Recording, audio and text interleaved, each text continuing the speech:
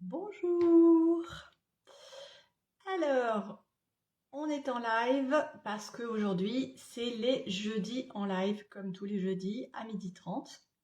Aujourd'hui, je reçois Priscilla, oui, on en a deux pour le Plédium, du coup, ben ça s'écrit pas pareil, qui est psychologue. Et donc, du coup, je vais, hop là, ici.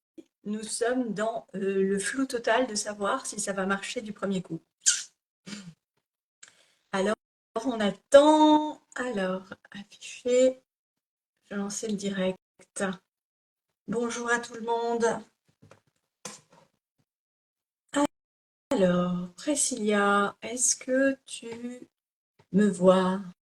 Est-ce que tu m'entends? Oh, oui, je vais faire des chansons maintenant. Ça va être super. Alors, ça n'a pas l'air de fonctionner. Je recommence ici. C'est toujours un grand bonheur ce moment-là. Alors, invitation. Oui, tu me vois, c'est gentil. Ah, bah, Alors, je suis en diagonale.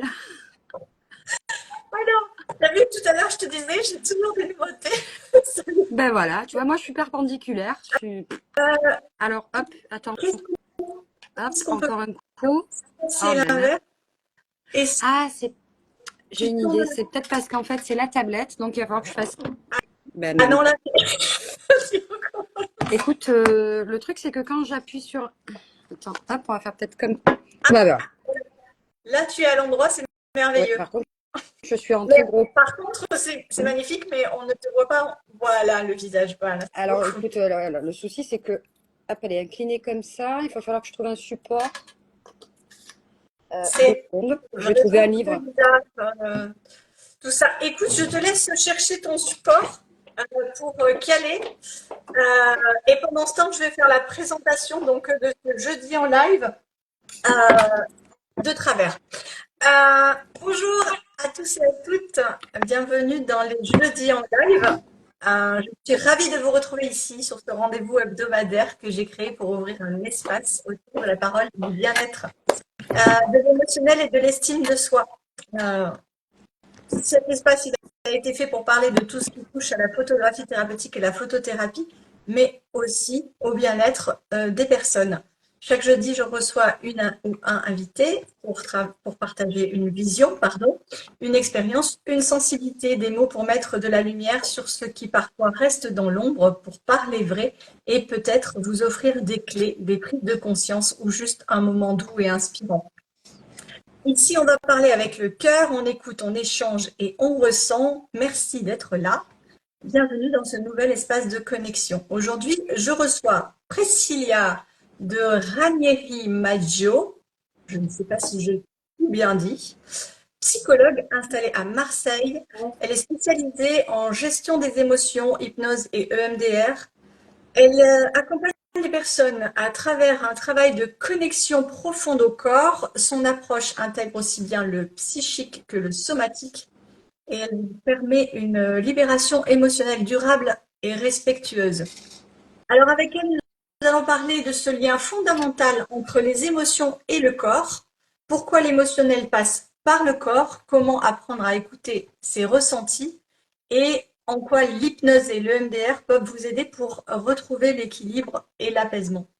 Merci Priscilla d'être avec nous dans ce live autour de l'émotionnel et du corps. Je vais commencer par te demander, si tu le veux bien, maintenant que tu es bien installée, de te présenter s'il te plaît. Alors, ben, merci à toi de me recevoir et puis merci à notre collègue commune, Émilie, aussi, de nous avoir mis en relation. Émilie Thiollier, psychologue également. Alors, me présenter, ben, je trouve que tu as fait une très bonne présentation, déjà assez complète, presque totalement complète. En effet, je suis psychologue, spécialisée dans la pratique de la psychothérapie EMDR, de l'hypnothérapie et également des thérapies cognitivo-comportementales qui ont aussi leur grande place et leur grand intérêt dans, dans la gestion, si on peut dire ça ainsi, dans la régulation, dans l'apprentissage de cette compétence de la régulation émotionnelle. donc qui évidemment va passer par tout un apprentissage sur les émotions, le rapport au corps, dans sa dimension sensorielle, sensitive, de ce que je ressens, et aussi dans sa dimension physiologique, dont nous n'avons pas conscience, et qui pourtant est bien réelle. Voilà. Par ailleurs, je suis maman d'une jeune fille qui grandit vite et qui a déjà 11 ans et demi, et je suis épouse également, je suis amie, je suis sœur, je suis fille d'eux, enfin voilà, un peu comme beaucoup. Ok. Effectivement, on n'est pas que notre métier, c'est bien de le remettre devant. J'aime bien l'idée.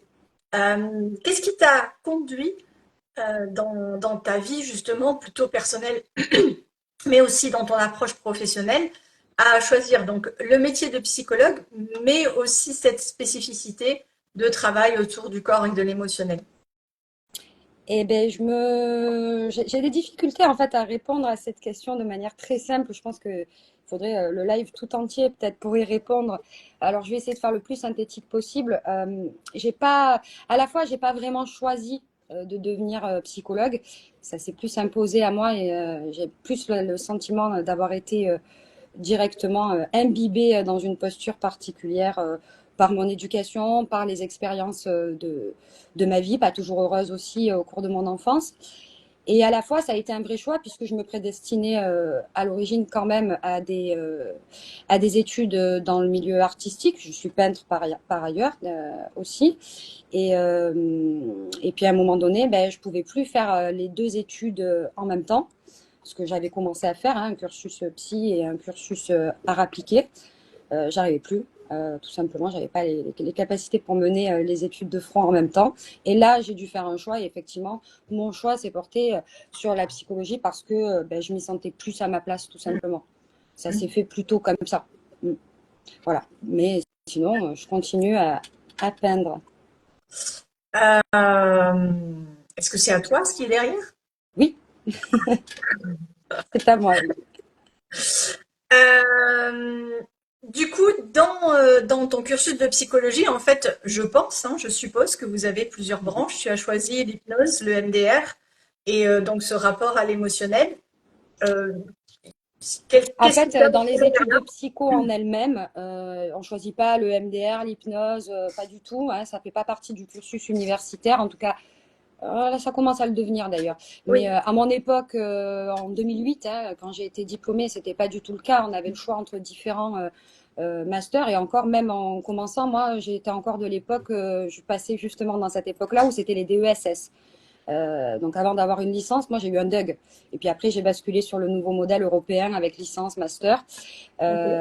Et donc, bon, les masters proposés n'ont rien à voir avec des précisions aussi fines. On est voilà, sur de la psychologie clinique ou sur de la psychologie cognitive ou sur de la psychologie sociale. Donc, c'est beaucoup plus élargi comme thématique. Et puis, une fois qu'on a notre master, donc là, il y a quand même déjà fallu faire un choix et je me suis orientée vers la clinique, c'est-à-dire vers la pratique de la psychothérapie. Ce qui n'est pas censé être le cas dans les autres masters. Et bien, par la suite, c'est en pratiquant, en commençant à être psychologue sur le terrain à l'origine en institution. J'ai commencé à travailler auprès des personnes âgées, notamment en EHPAD et en service de soins gérontologiques à l'hôpital, ainsi que auprès d'enfants sourds et malentendants dans un institut particulier. Et puis, ces chemins faisant, que j'ai été amenée aussi, par le biais de mon doctorat à l'époque, à devenir enseignante-chercheuse, à manquer aussi un petit peu d'outils de ce côté-là, donc à faire des recherches plus précises sur qu'est-ce qui pouvait vraiment apporter plus de confort émotionnel, en effet, puisque c'est ce qui était souvent amené dans les consultations avec les patients que je pouvais être amenée à recevoir et à accompagner. Puis j'ai commencé à avoir une activité aussi libérale parce que j'ai été sollicitée de ce côté-là, j'en ai eu envie, c'était une belle opportunité à ce moment-là. Et c'est comme ça que je me suis orientée vers des formations complémentaires, donc notamment la formation à l'EMDR et aussi le DU d'hypnose médicale à la faculté de médecine à Marseille. Et puis aussi au TCC avec notamment un cursus que je viens de reprendre, enfin ça fait 1 an maintenant, avec l'Association française des thérapies cognitivo-comportementales, donc la FTCC, un peu la maison mère des TCC quand même en France. Euh, Comment je me suis orientée vers ces méthodologies-là? Ben, simplement par véritable désir, non pas seulement d'accompagner mes patients, parce que chez les psychologues, on parle souvent d'accompagnement. Moi, très sincèrement, l'accompagnement, ça me branche pas trop. J'ai pas trop envie d'accompagner les gens. En tout cas, c'est plus mon truc. Accompagner, ça implique finalement de quelque part d'être témoin de l'évolution libre de la personne qui manque bien souvent d'outils et supporter d'être témoin des fois de choses pour lesquelles on souhaiterait vraiment pouvoir avoir, je dirais, une interaction qui va permettre à la personne en fait de changer ses comportements, de changer ses pensées, surtout ses pensées. Je pense qu'on y reviendra dans la suite Oui. des questions et surtout dans le rapport aux émotions et, euh, et d'apprendre. La base, c'est quand même, je crois, de toute chose, de toute amélioration et de tout changement, c'est d'être prêt à apprendre. Et quand on est prêt à apprendre, ça va. Ce que tu dis, c'est que dans votre version de l'accompagnement en psychologie, il y a vraiment en fait un travail de la personne qui vient vous voir et vous, vous êtes dans ce chemin de l'accompagner, mais de laisser faire ce qu'il doit faire. C'est comme ça que je l'ai compris. Et que toi, ce que tu voulais, c'était pouvoir vraiment avoir des outils qui te permettent d'interagir et de leur apprendre à changer leur façon de penser. Ben oui, oui, pour faire plus caricatural, et c'est quand même qu'une caricature, hein, j'en ai bien conscience, il y a de la nuance à mettre dans ce que je m'apprête à dire. C'est un peu l'image que j'ai, c'est le psy poubelle. Moi, je l'appelle comme ça. Et je l'ai Mhm. été hein, avec ma représentation. C'est-à-dire, je viens chez le psy, je déverse ce que j'ai à déverser, le fameux grand effet catharsis, pardon, j'ai du mal à le dire, de la parole, hein, c'est-à-dire je parle et ça me Oui. fait du bien. Ça a été beaucoup étudié par la psychanalyse notamment, qui est ma formation d'origine, alors que plus tard, je me suis orientée vers d'autres méthodologies et d'autres modèles de compréhension de l'humain et de sa psyché. Voilà, je vide mon sac, ça me fait du bien, et puis merci, à la semaine prochaine ou à dans 2 semaines. Et puis en fait, quelque part, il y a un entretien de mes fonctionnements et si prétendument il y a changement au bout d'un certain nombre d'années, de mois, hein, je ne crois pas que ce soit imputable aux effets de la thérapie, ou en tout cas de manière très minime. Et quand je dis je ne crois pas, c'est pas que de la croyance, c'est aussi basé sur des études expérimentales qui ont mis à l'épreuve certaines psychothérapies. C'est plus parce qu'en fait, il y a eu des événements dans la vie de la personne qui ont fait qu'elle s'est adaptée comme elle a pu et ça a amené du changement, ces adaptations. Euh, donc quelque part, c'était une forme d'entretien et donc ça donnait lieu à quoi? À des gens qui arrivaient, je dis des exemples classiques de motifs de consultation avec des troubles anxieux, des troubles alimentaires, des troubles de l'humeur tels que des états dépressifs et qui alors qu'ils consultaient 1 fois par semaine ou 1 fois toutes les 2 semaines, au bout de 6 mois, au bout d'1 an, c'était la même. Alors oui, ça faisait du bien sur le moment, mais il n'y avait pas de changement. Et moi, Oui, j'étais extrêmement frustrée de ça. d'accord. Je sais qu'il y a des thérapeutes qui vivent très bien les choses comme ça et qui ont toutes les raisons de très bien le vivre. C'est pas mon cas. Moi, je le vivais très mal et c'est de cet inconfort que je me suis orientée vers la formation complémentaire de modèles de psychothérapie qui, eux, par contre, sont vraiment dans un travail avec le patient qui est collaboratif, qui demande de la proactivité, bien sûr dans une mesure en fonction des capacités découlant des états psychiques des patients et permettant de véritables changements pour un véritable mieux-être, mieux Oui. vivre. Oui, vraiment une bascule pour qu'il y ait vraiment une amélioration. Euh, alors, tu me disais quand on a échangé toutes les deux, tu m'as dit, et c'est d'ailleurs ce qui m'a donné l'envie de faire ce live, euh, l'émotionnel passe par le corps. C'est vraiment pour moi, de mon point de vue, une véritable avancée que positionner ça comme comme effectif, que l'émotionnel passe par le corps et que c'est un peu ce passage par le corps qui fait que ça, ça libère en fait cette émotion qui était ancrée. Ça, c'est mon explication. Je voudrais bien avoir ta version sur ça, s'il te plaît. Alors, pour bien répondre à cette information, l'émotionnel passe par le corps. Et il est important en fait de définir les termes et qu'on soit bien Oui. d'accord sur qu'est-ce qu'on entend par émotionnel, qu'on se mette d'accord là-dessus, et qu'est-ce qu'on Oui. entend par le corps aussi, parce que ça semble évident, mais en fait, ça ne l'est pas tant que ça. Euh, alors, on va déjà commencer par le corporel et puis après, je vais revenir à l'émotionnel. Pour le corps, on pourrait dire de manière assez, encore une fois, caricaturale, vous verrez que moi, j'aime bien parler des caricatures parce que ça permet de bien se représenter les choses. C'est une image qui est souvent très parlante. La caricature du corps, bon, ben, c'est ce qu'on voit là, voilà, c'est nos membres, voilà, la tête, les deux bras, les deux mains, etc. Bon, sauf que le corps à comprendre dans sa dimension émotionnelle, ben, on pourrait le caricaturer en deux dimensions. Une dimension qui va être sensorielle, c'est ce que j'ai expliqué très rapidement déjà tout à l'heure, je crois, dans ma présentation et dans mon approche des thérapies cognitivo-comportementales notamment. Donc une dimension sensorielle, c'est-à-dire ce que je sens, ce que je suis en capacité de sentir, des frissons, une accélération de mon rythme cardiaque, une sensation de chaleur, donc vraiment ce qui est de l'ordre de la sensation, le sensoriel. Et puis il va y avoir toute la dimension finalement qu'on ignore consciemment, qui est une dimension purement physiologique, hormonale. Et ce qu'il faut savoir, c'est que quand on a une émotion, et on va voir un petit peu ce que c'est la genèse de l'émotion quand même, quand on a une émotion, on va avoir une traduction automatique dans notre corps, qui va être une traduction à la fois du coup physiologique, cette fameuse dimension hormonale, et ces hormones-là elles-mêmes vont amener la dimension sensitive, Mhm. sensorielle, au niveau de la sensation. Quand j'ai de l'adrénaline, j'ai par exemple, ce n'est qu'un exemple, quand j'ai de l'adrénaline, ben, j'ai une augmentation de mon rythme cardiaque. Voilà. Quand j'ai de la noradrénaline aussi.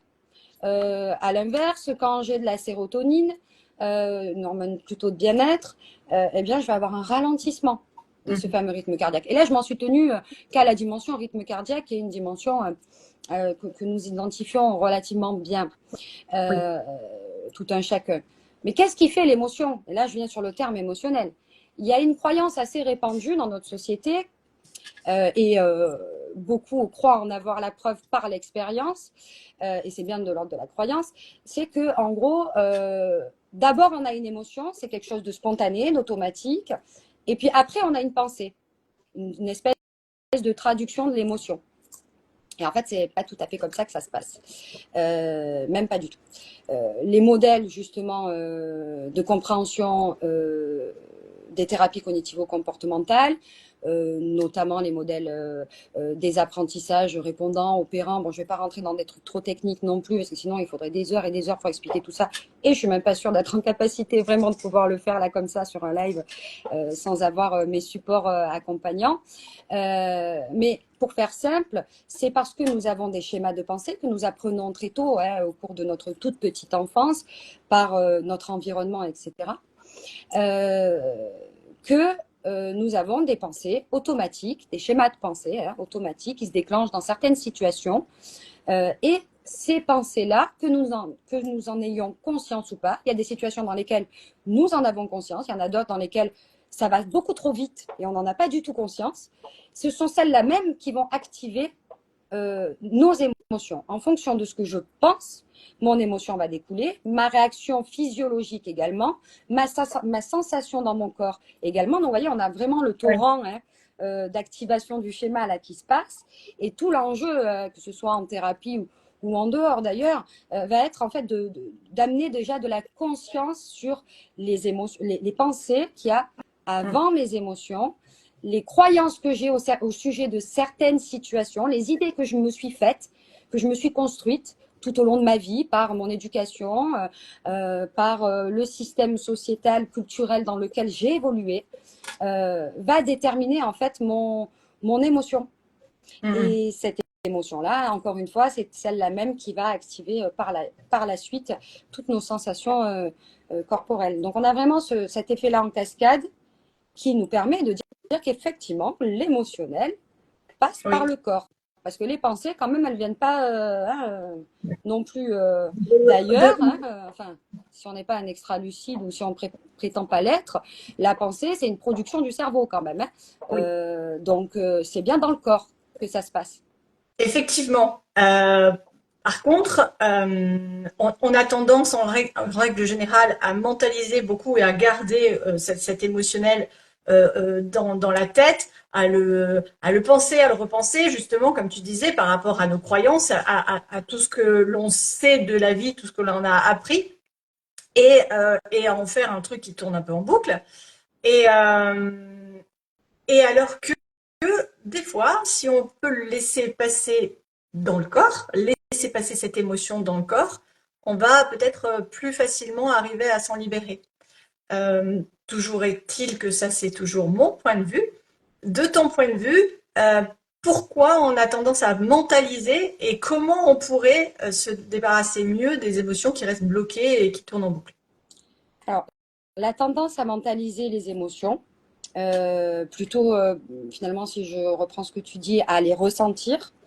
Ce qui ne veut pas pour autant dire qu'on ne les laisse pas passer, parce que de toute façon, qu'on le veuille ou non, comme je te le disais tout à l'heure, c'est une activation physiologique automatique. J'ai peur, je ressens de la peur, j'ai de l'adrénaline et du cortisol.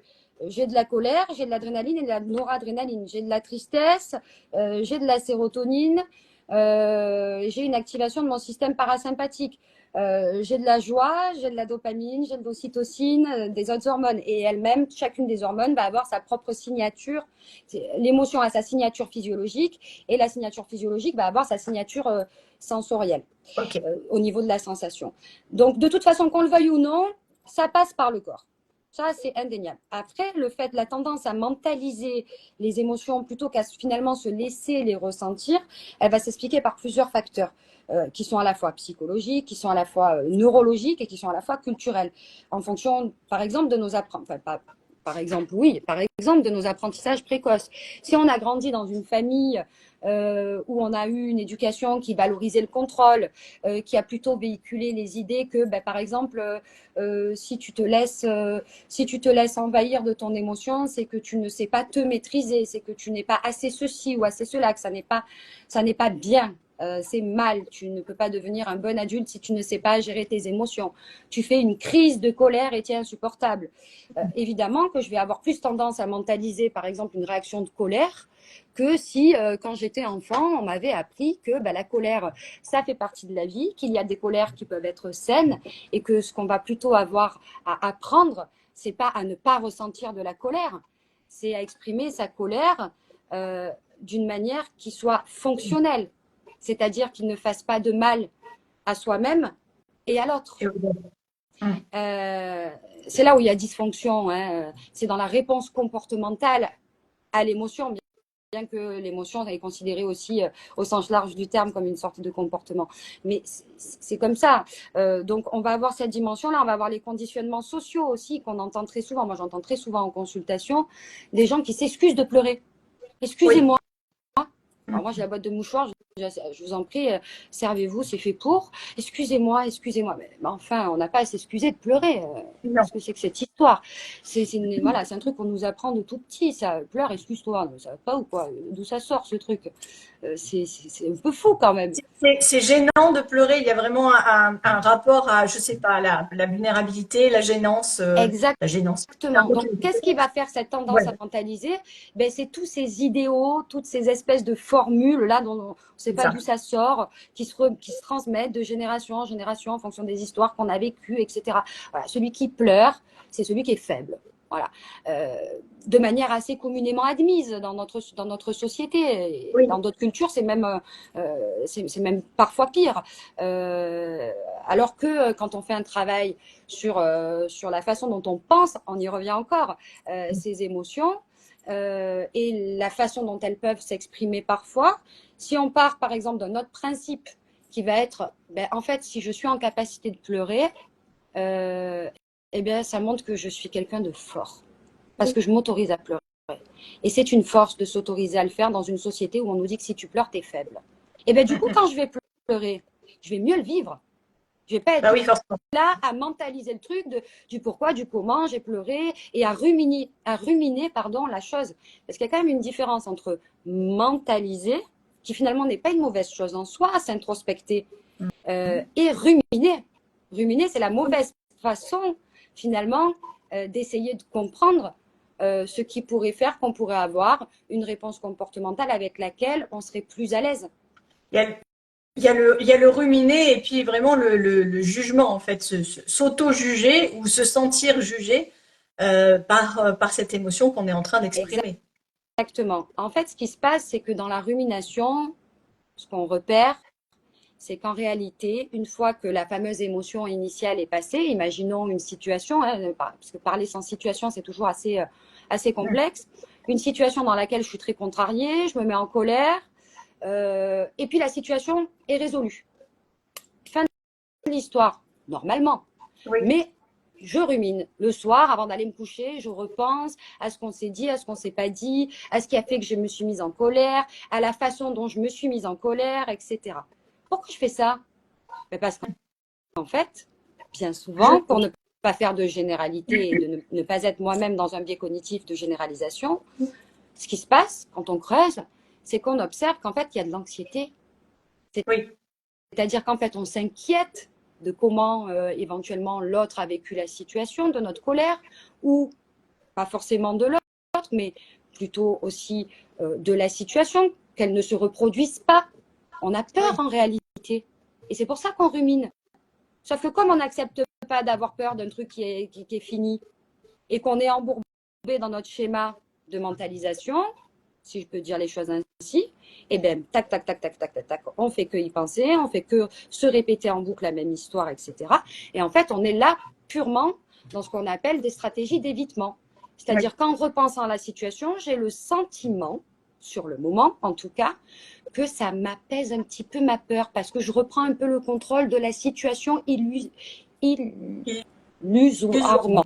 Voilà, merci. J'ai même du mal à dire le mot tellement il ne me plaît pas. Il est illusoire. Voilà. Donc, comment de ton côté tu peux aider tes patients à prendre conscience de de leur émotionnel par des sensations corporelles ou la meilleure manière d'accueillir ce qui vient à eux au niveau des sensations du corps, enfin, ce qui vient à eux, quoi. Vraiment. et Dans la durée. en fait, déjà, la base, et parfois la base, elle est même pas posée et pas acquise chez beaucoup de gens, malheureusement encore, c'est déjà de connaître les émotions. Donc en fait, ça passe vraiment par de la psychoéducation. D'ailleurs, je te remercie encore une fois pour ce live parce que ça participe à ça, à cette psychoéducation plus large des gens.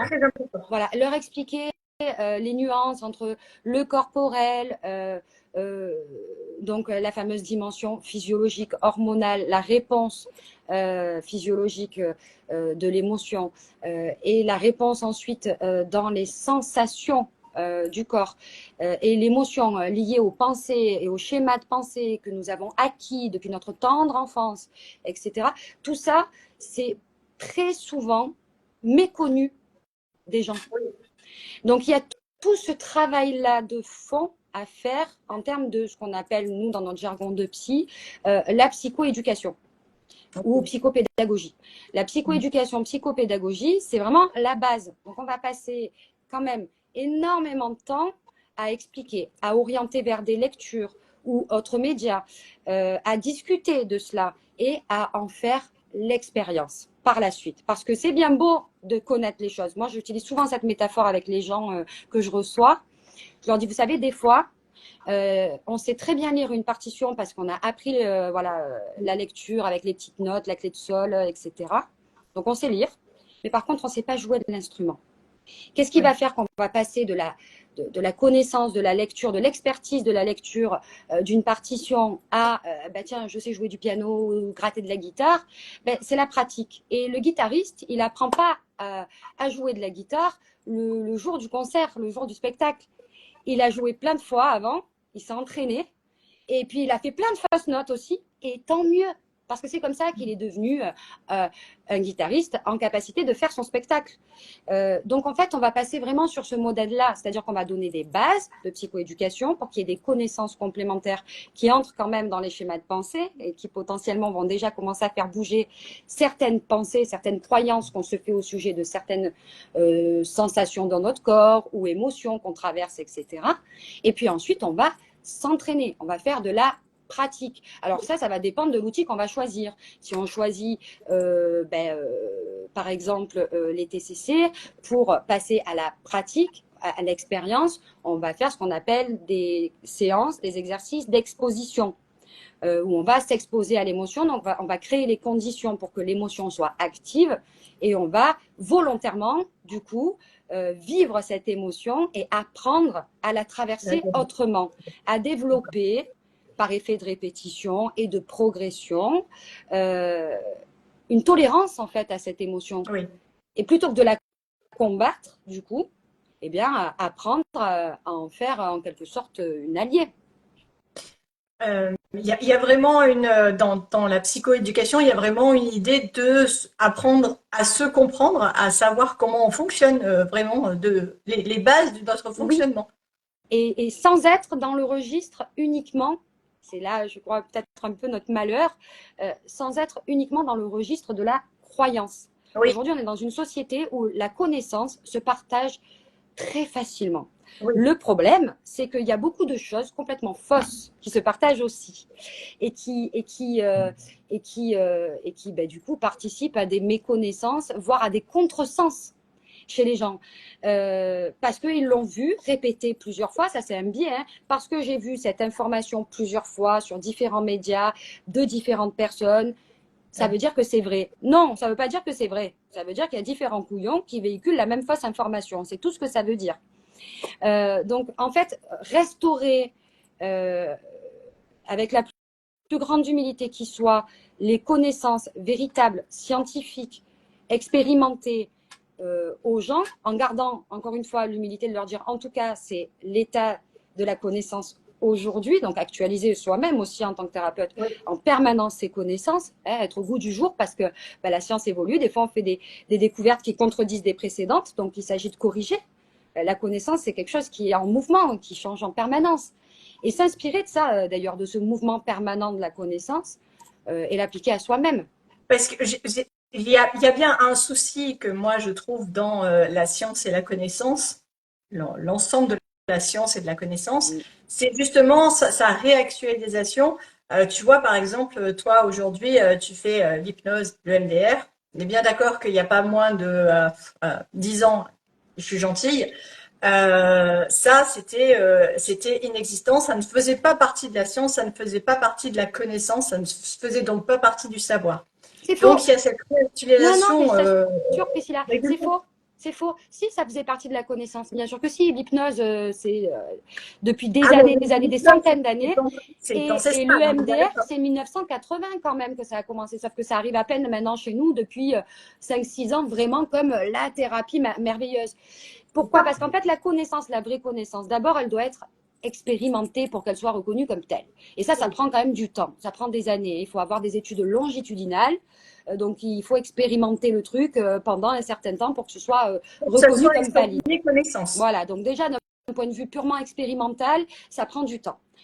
Et puis ensuite, il y a la diffusion de cette connaissance qui va prendre du temps aussi. Même si c'est plus rapide maintenant, voilà, pour être validé, ça prend toujours du temps. Exactement, mais quand même, les premiers médecins qui faisaient de l'hypnose, c'est les premiers médecins en fait. Clairement, oui, c'était de l'effet, aujourd'hui on appelle plutôt de l'effet placebo, mais c'était le pouvoir de la suggestion. Le médecin, quand il disait quelque chose à l'origine, d'ailleurs, c'était pas le médecin, c'était le sorcier, l'herboriste, on le croyait parce qu'il disait que c'était ça. Il y avait un pouvoir de suggestion qui était énorme et on était déjà dans l'hypnose. Maintenant, on n'avait pas encore formalisé des techniques qui ont fait leurs preuves depuis, etc. Mais on en faisait sans savoir qu'on en faisait, hein, de la pratique de l'hypnose. Donc, c'était il y a très, très, très longtemps. Et le MDR… Il y a une grande différence entre le savoir, l'existence, et la validation, la validation par la science, on va dire.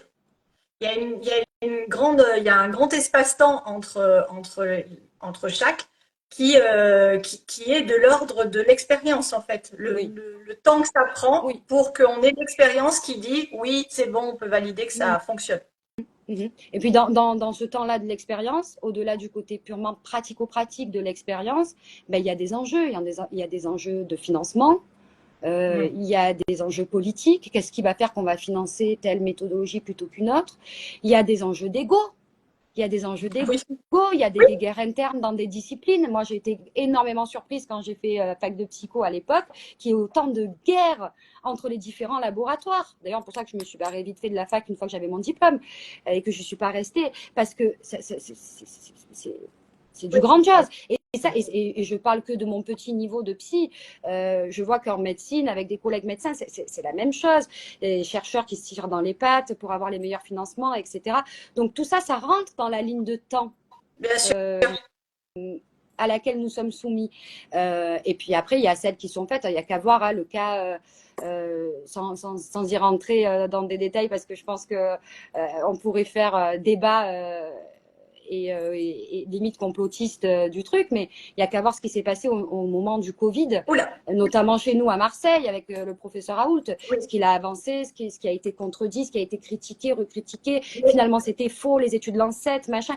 Enfin, Voilà, en fait, je pense que c'est là qu'on s'est aperçu aussi beaucoup des enjeux. Ça a été vraiment quelque chose qui a vraiment dévoilé les enjeux autour autour de la médecine, de la science. Effectivement, on ne va pas rentrer dans ce débat-là parce que c'est pas du tout le sujet, mais c'est vraiment une période où toutes les croyances ont un peu fait. Alors c'est du ça. coup, c'est un peu compliqué de se remettre dans un système ensuite qui fonctionne. Alors, toi, tu utilises l'hypnose. Comment cet outil permet-il de mieux vivre ou de libérer ses émotions? Alors, l'hypnose, c'est une pratique, moi je la définis plutôt comme ça. J'ai adopté la définition d'un médecin psychiatre qui était intervenant au DU, docteur Elissade, qui disait l'hypnose, c'est l'application profane des ressources sacrées. Alors, en y levant toute la dimension mystique qu'il puisse y avoir dans cette définition si Ouais. joliment dit et très métaphorique, effectivement, ce qui va se passer, c'est que par des techniques de langage, en l'occurrence, on va aider la personne à basculer, si on peut dire ainsi, sur des fréquences cérébrales qui lui sont propres, qui sont propres à nous tous, qui vont permettre des activations notamment avec une diminution de l'activité préfrontale, donc avec une plus grande, qui est la zone qui est dans le contrôle cognitif. Oui, Donc qui va permettre de lui faire intégrer des suggestions, notamment de manière plus perméable, évidemment des suggestions qui soient thérapeutiques avec un objectif thérapeutique au préalable défini ensemble, sachant que cet objectif thérapeutique peut simplement être de la détente, de la relaxation. Quand je suis quelqu'un qui est tendu en permanence, etc., ben peut-être que j'ai besoin à un moment donné de souffler. Ça peut être juste ça, un acte bienfaisant de la pratique de l'hypnose. Donc ça va permettre une plus grande perméabilité et ça va permettre surtout un accès plus facile à ces ressources parce que on a quand même, comme je viens de le dire, quand on est dans cet état modifié de conscience avec des fréquences cérébrales donc qui sont plus ralenties, donc on est loin de l'hypnose de spectacle, je le oui, précise c'est bien, vrai. où là pour le coup il y a quand même une notion de réceptivité et tout le monde n'est pas capable d'entrer dans un état d'hypnose de spectacle. Oui. En revanche, tout le monde est capable de rentrer, à moins d'un problème neurologique, de rentrer dans un état d'hypnose thérapeutique. On fait bien la nuance entre les deux. Les gens souvent disent moi je crois que je suis pas réceptif. Enfin, oui, peut-être vous n'êtes pas réceptif à l'hypnose de spectacle, mais l'hypnose thérapeutique, on l'est tous et vous le faites tout le temps. Toutes les 90 minutes en moyenne, on a ce cycle-là très léger d'hypnose légère qui se passe en nous. C'est cet état où on est à la fois là et à la fois pas là, où on est dissocié, mais en sécurité, où Oui. des gestes automatiques restent sécures, comme par exemple, l'exemple par excellence, c'est la conduite automobile ou encore la lecture. Effectivement, les choses assez répétées, les actes assez répétés ont cette facilité à nous faire basculer. Bon, on va aider la personne à basculer là-dedans. Le cortex préfrontal facilite cet accès-là en étant progressivement de plus en plus ralenti, je sais pas trop si c'est le terme, mes collègues ils m'engueuleraient peut-être, je veux pas dire de bêtises. En tout cas, on sait qu'il y a une diminution de l'activité, voilà, c'est ça, une diminution de l'activité de ce fameux cortex. En revanche, on a une augmentation de l'activité du système limbique, le fameux système des émotions et de l'insula. Voilà, donc on va pouvoir, effectivement, si on relie à notre thématique d'aujourd'hui, en état d'hypnose, accéder plus facilement à certaines émotions parce qu'on n'a pas ce truc de contrôle là qui nous dit non, c'est mal d'aller voir ta peur ou de te confronter à ta vulnérabilité, ta tristesse. Tu es quelqu'un de fort, tu n'es pas triste de t'être fait larguer, par exemple. Là, hop, on laisse cette émotion nous traverser dans un contexte, évidemment, puisqu'on est dans un contexte thérapeutique qui se veut d'être bienveillant, sécure et bienfaisant, avec un objectif thérapeutique, encore une fois au préalable, défini en partage, avec lequel on s'est mis d'accord. Et voilà, voilà.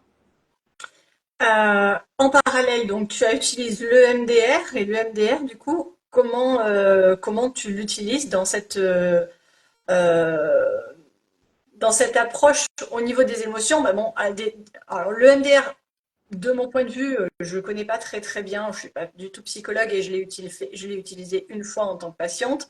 Va s'adresser plus à un trauma et à adoucir, on va dire, dans ma définition, adoucir l'émotionnel autour d'un trauma. Voilà. Comment toi tu l'utilises donc dans cette approche autour des émotions? Alors, le MDR, bah, tu n'es pas loin de l'essentiel de tout ce que tu dis. Hein. Le MDR, donc Eye Movement Desensibilization Reprocessing ou Retraitement, selon comment on le dit, bah, c'est une technique qui a été développée par Madame Francine Shapiro quand même dans les années à peu près 80 déjà à l'époque, donc ça date maintenant, qui va permettre par le biais de stimulation bilatérale alternée. Alors, ça peut être le mouvement oculaire comme c'est dans l'intitulé, hein, eye movement en anglais, mais ça peut être par d'autres techniques de stimulation parce qu'il y a des personnes avec lesquelles les mouvements oculaires peuvent être plutôt contre-indiqués ou en tout cas pas préconisés ou avec qui ça n'est pas possible.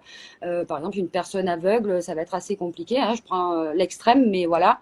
Bon, quelqu'un qui a eu une rééducation orthoptique de moins de 2 ans parce qu'elle louchait ou parce qu'elle avait une divergence ou une convergence ou strabisme des yeux, on va plutôt éviter de rebalader ses yeux dans tous les sens parce que ça pourrait recréer, recauser éventuellement ce désordre qui vient d'être rééduqué.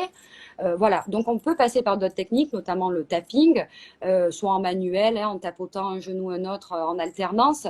Mais encore une fois, il peut aussi avoir des contre-indications à ça. Je me souviens quand je travaillais en EHPAD et que j'étais déjà formée à l'EMDR, avec certaines personnes âgées qui avaient de l'arthrose, leur tapoter sur les genoux, même très délicatement. Non, en fait, hein, c'était pas top, ça pouvait causer des douleurs. Donc on passait par d'autres techniques, voilà. Et puis il y a le casque auditif aussi, on peut avoir un son d'un côté, un son d'un autre, et puis on peut pratiquer aussi avec une petite machine et des vibrations dans des mains, un coup à droite, un coup à gauche, avec le TheraTapper, ça s'appelle, qui est dédié à la EMDR. Du coup, de la façon dont tu le présentes, c'est quand même très proche de l'hypnose, d'une autre Non. manière, peut-être. Alors, souvent les gens croient que le MDR c'est de l'hypnose, mais pour le coup, ouais, ça n'active pas tout à fait les mêmes régions cérébrales. Ça a été prouvé, vu notamment au niveau des imageries cérébrales. On a quand même une région corticale, alors je ne sais plus laquelle, mais il y en a une qui n'est pas allumée, pas éteinte dans une des deux pratiques.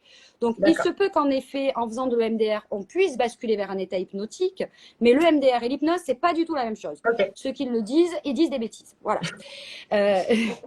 Pour faire simple, hein, et surtout pour faire voilà, concret, c'est-à-dire réel d'un point de vue expérimental, prouvé.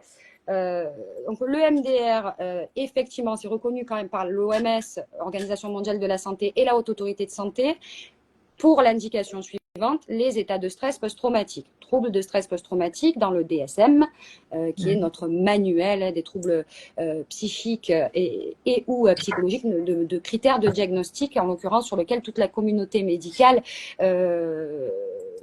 il y a consensus, quoi. Voilà.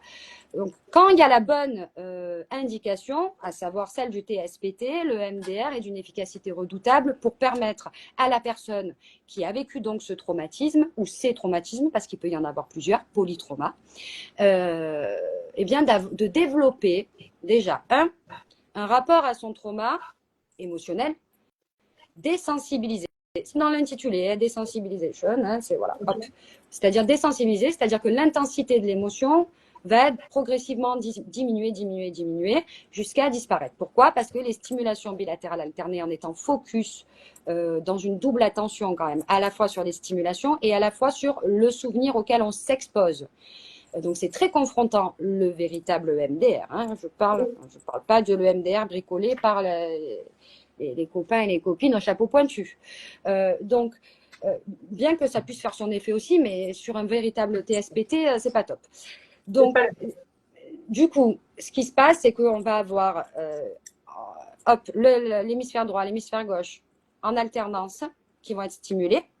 Oui. Et au bout d'un certain nombre d'alternances, qui lui aussi a été quantifié par expérimentation, va se produire en cascade des mécanismes physiologiques, hormonaux, qui vont libérer des hormones plutôt de bien-être, ce qui va faciliter une diminution de l'intensité de la douleur émotionnelle en rapport avec l'événement.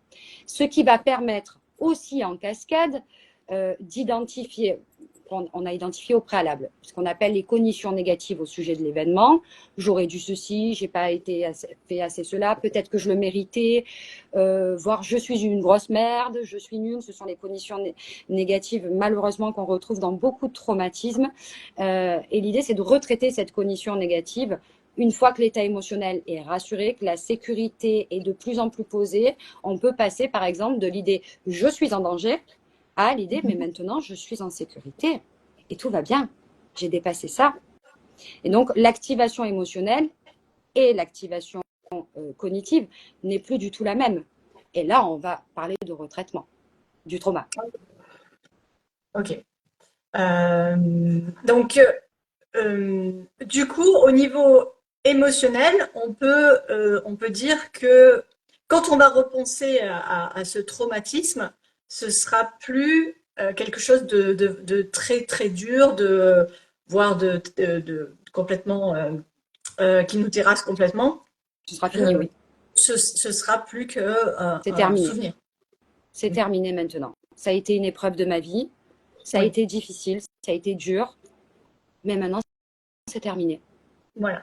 Moi, quand j'avais fait cet outil de MDR, c'était pas sur un gros trauma, puisque voilà, mais ça en était quand même un. Et l'idée, c'était qu'elle m'avait posé pour m'expliquer, c'était quelque part d'arriver à le voir plus de loin, de le regarder plus éloigné, et de moins être dans le vécu, comme si je le revivais en permanence. Ça peut être une explication qui est correcte. Qui est correcte et qui est incomplète, parce que là, c'est que la dimension émotionnelle. C'est-à-dire qu'on peut tout à fait aussi effectivement faire une bonne séance de désensibilisation. De toute façon, le MDR, souvent d'ailleurs, c'est important ça, je crois, de le dire pour que les gens le comprennent bien. Les gens, des fois, m'écrivent ou m'envoient des messages, des vocaux, là. Ouais, je voudrais une séance de MDR. Alors, le MDR, c'est pas une séance. Hein. Le MDR, c'est un protocole. Il y a toute une phase de préparation. Au plus il y a de trauma, au plus la phase de préparation va prendre du temps parce qu'il va falloir une stabilisation avant. Et rien que la stabilisation, elle peut prendre 4-5 séances avant qu'on commence à pratiquer des stimulations bilatérales. Donc, le MDR, c'est vraiment le vrai EMDR, encore une fois, c'est-à-dire celui qui est recommandé par la Haute Autorité de Santé et par l'Organisation mondiale de la santé. Il est un peu différent. Après, on sait qu'il y a des praticiens qui vont un peu travailler différemment, qui vont faire une adaptation en fait du protocole, soit par méconnaissance, soit volontairement. Ça peut être aussi un acte thérapeutique choisi, hein, attention. Il ne s'agit pas de jeter la pierre à tout le monde, hein, évidemment que non.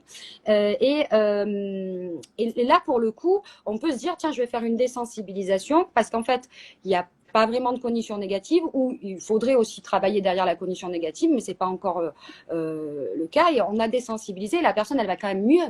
C'est-à-dire qu'elle a un rapport émotionnel qui est très différent avec son événement, mais pour autant, ça ne veut pas dire qu'on a retraité vraiment l'événement dans l'incrustation, si j'ose dire, de cet événement dans son histoire et dans l'idée qu'elle se fait d'elle-même, de comment elle réagit face à l'adversité de la vie. Et ça, donc ça va pas être... c'est un travail qu'il va falloir aussi en EMDR mettre en place. Ça fait partie du process. Si on reste juste sur je mets à distance le souvenir, c'est incomplet. C'est pas complet. Après, bon, c'était une explication simple Oui. pour expliquer, mais effectivement, je comprends l'idée. Sur un trauma, surtout sur les gros traumas, on ne peut pas faire juste, allez, hop, je le mets à distance, salut, ciao. S'il n'y a pas le complément dont tu parles, Oui, oui, oui, tout à effectivement. fait. Et puis tu vois, ça demande, on va pas rentrer là-dedans parce que alors là, on y passerait aussi des heures, mais ça demande en fait de définir ce que c'est qu'un trauma. Et voilà, le trauma, c'est un peu devenu à la mode maintenant, hein, c'est même rentré dans le langage courant des petits jeunes. Voilà, ils vivent un petit truc, une épreuve, et c'est une épreuve hein, en soi. Puis ils vous disent, ah putain, j'ai été traumatisé. C'est tellement rentré dans le langage courant qu'en fait, il s'agit d'être déjà en capacité de véritablement identifier le trauma et de le diagnostiquer. Alors, nous avons des échelles d'évaluation clinique pour savoir si vraiment il y a un trouble de stress post-traumatique ou pas, tout en sachant qu'on peut vivre une épreuve la plus grande possible et pas avoir d'état de stress post-traumatique. Tout comme à l'inverse, on peut vivre un tout petit événement qui, a priori, ne serait pas un trauma aussi, parce que l'inverse est aussi vrai, et pour autant développer un trouble de stress post-traumatique. Donc voilà, il s'agit vraiment aussi d'avoir une compétence et une expertise de ce que c'est qu'un trauma pour Oui, pouvoir bien appliquer le MDR. je, je, je pense que tu as une collègue psychologue de Corse, psychoche Corsica, qui valide Ah ben ce que oui, tu dis. ben oui, Ton oui, oui, c'est Laurine. Coucou Laurine. Très bien, bah écoute, je ne sais même pas si je t'ai posé toutes les questions que je devais te poser, mais on va arriver à la fin de ce live et c'était fort intéressant. De ton côté, est-ce qu'il y a une émotion en particulier que tu rencontres le plus souvent? Alors je sais que c'est une généralité vraiment de base, mais pour laquelle on vient te voir, on va dire dans les émotions phares, un petit peu celles qui amènent le plus souvent À à venir consulter. te voir. Oui, Oui, oui, oui, complètement. C'est la peur. c'est la peur. Oui, la D'accord. peur de base est une émotion adaptative précieuse. Si j'ai pas peur que le feu me brûle, ben, je vais dans le feu. Hein, donc heureusement qu'on a la peur. Bien Sauf sûr. que ben, quand elle se chronicise et qu'elle se Ouais. dérègle et qu'elle vient à tout bout de champ, ben, ça crée des troubles anxieux. Et à long terme, ça peut aussi créer de la dépression, l'inquiétude. Alors, les gens n'arrivent pas forcément en me disant j'ai peur. Hein. C'est j'ai des doutes, j'ai des inquiétudes, je suis anxieux. Mais la racine émotionnelle, la genèse, ben, c'est Madame Peur. Madame Peur, elle est très présente. Ça ne veut pas dire que le fait qu'on vienne vous voir, ça ne veut pas dire qu'on a mis le doigt sur l'émotion qui nous embête. On est Ah oui, d'accord. complètement, complètement. Au contraire, hein, en général. Alors, attends, j'ai une question. Hop là, donc la question de Marianne, je suppose. Mhm. Comment vous décidez de faire soit de l'hypnose, soit de l'MDR sans demande précise de vos clients, de vos patients? Pardon. Évaluation diagnostique. Je pose toujours en premier lieu déjà les intentions de la personne, qu'est-ce qu'elle attend hein, de notre rencontre et du suivi éventuellement à mettre en place. Est-ce qu'elle a des attentes particulières c'est-à-dire au niveau de la méthodologie. Et dans ce cas-là, je m'assure avec elle qu'il n'y ait pas de contre-indication à la pratique d'une méthodologie plutôt qu'une autre. Et quoi qu'il arrive, si jamais elle n'a pas d'a priori particulier, eh bien, on va faire une évaluation ensemble. Enfin, même parfois plusieurs. Donc, on peut être amené à passer des questionnaires, des échelles d'évaluation clinique, notamment pour voilà, vérifier ensemble s'il y a un trouble anxieux, s'il y a un trouble de l'humeur.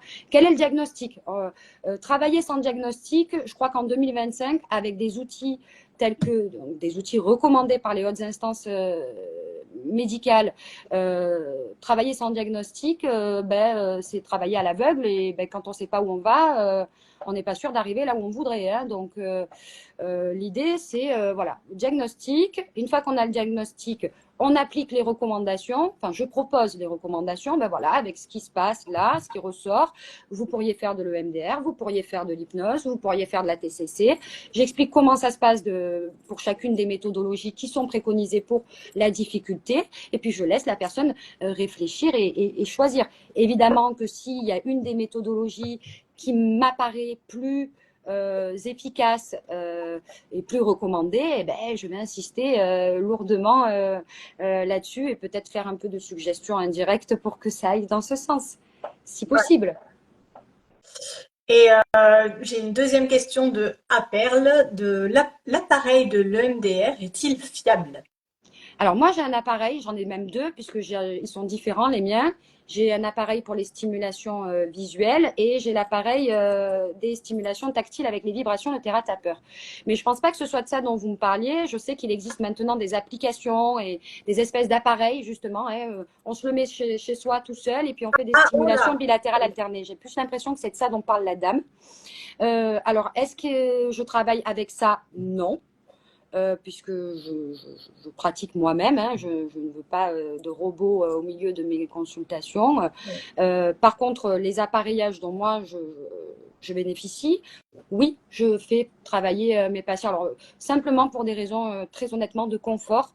Parce qu'il peut m'arriver dans une même journée de faire 6, 7 consultations de MDR, 2 d'hypnose et 3 de TCC.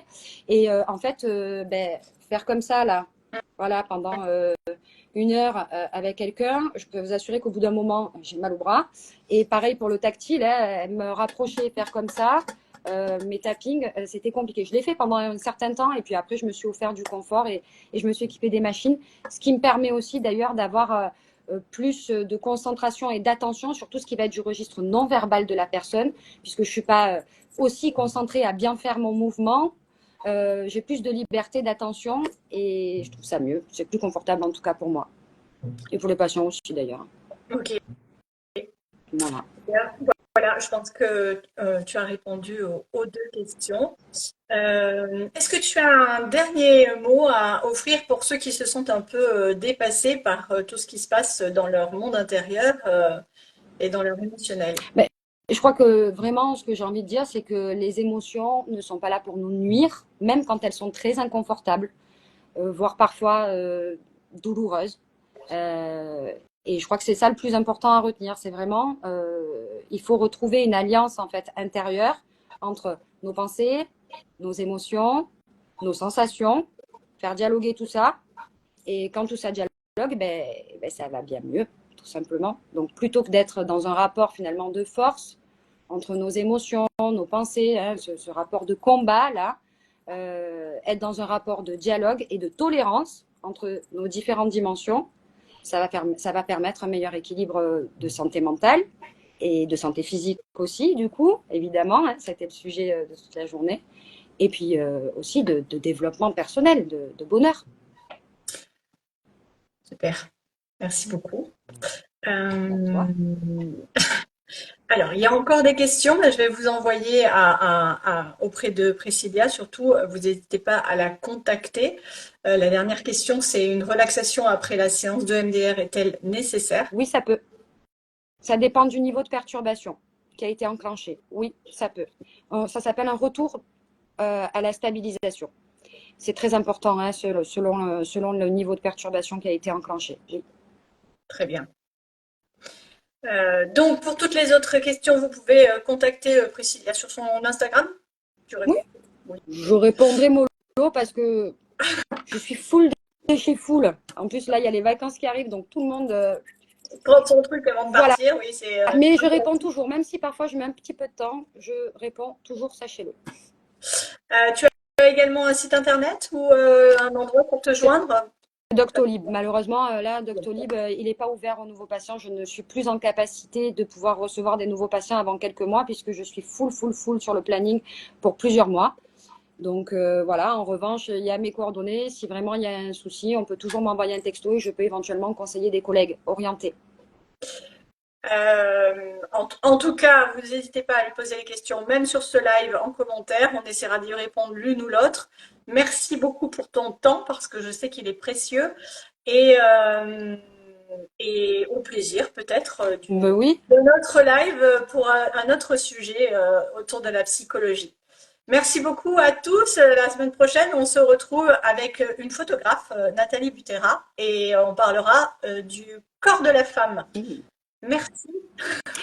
À la merci à prochaine. toi encore une fois, vraiment. C'est une belle opportunité que tu m'as offerte de pouvoir voilà, communiquer davantage sur nos précieux outils et puis voilà, faire encore plus de psychoéducation que ce que je peux en faire dans le cadre de mes consultations, quoi. c'est important pour moi d'avoir la vision des deux côtés, un peu de la version chapeau pointu et un petit peu de la version science. Moi, j'aime bien être au milieu. Je pense qu'on a besoin des deux de manière différente. Mm. Et je te remercie d'avoir accepté cette invitation. Je te remercie aussi. À À bientôt. très bientôt. À bientôt. Au Au revoir. revoir.